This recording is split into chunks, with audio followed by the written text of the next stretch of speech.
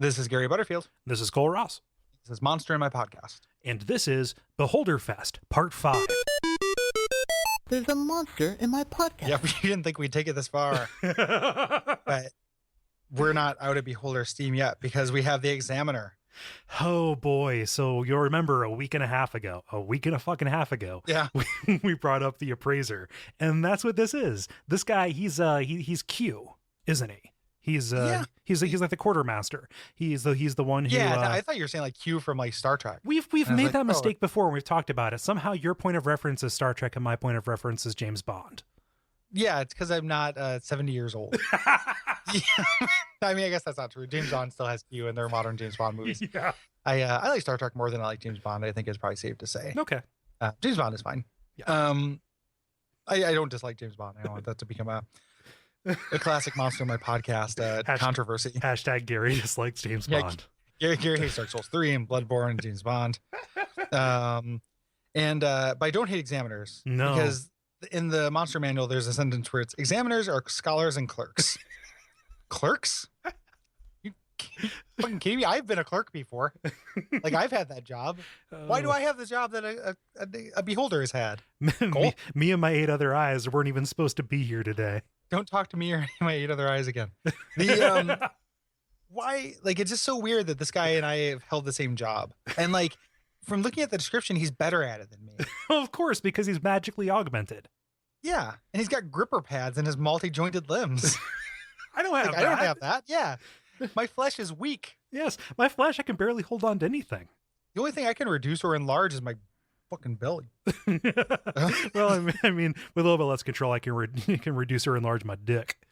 And that is true with a minor amount of control. Yeah, these guys are not as they're not the bravest of the beholder kin. No, they're definitely they're fairly nebbish. So here's the question I was going to ask that I just got so embarrassed because you fucking dunked on me. But okay, so this guy, he casts like enlarge, reduce, identify, or legend lore, any of those kind of like again just like nerdy, this is an enchantment kind of thing. Is it a ray that comes out of the eye? Or you mean like is identify a ray? Yeah, because like if it's coming out of the eyes, are they like shooting a beam at this thing and identifying it? Well, so the reason I would say no is because it explicitly says when it is a beam. So like the regular beholders have a death ray, and it says it's a ray that shoots out. Mm-hmm. So I'm guessing that this is not an identify ray, even though that would be like a tricorder kind of thing where you just like hold it and there's little lasers come out and look at it. But I think it's probably not a ray unless it says it's a ray. It's just weird for it to be an eye when it could just be a hand that, it like sticks out and casts from it. Like, it's against the theme, but like, the ball of many hands is still pretty evocative. But like a beholder for hands is cool. Yeah. And it'd be like, it's a hand holder. Yeah, it'd just be a holder. I'm into that. Don't get me wrong. Okay.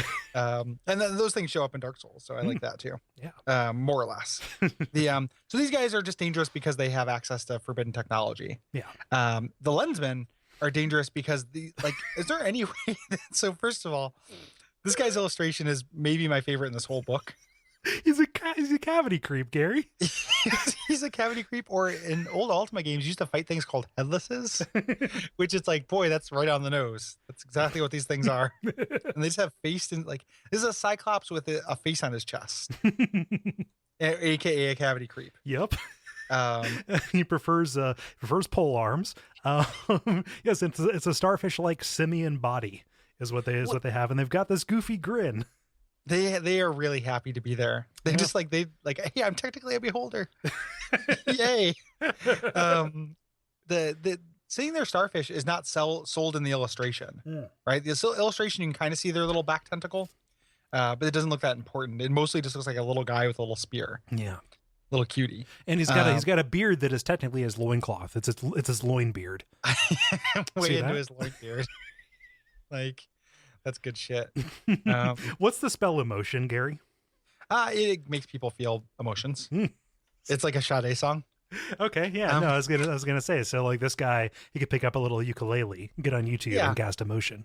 Yeah. Just because they're there, and he probably is a little white guy and probably covering a rap song, and people will probably talk about how they fixed it because they're terrible racist.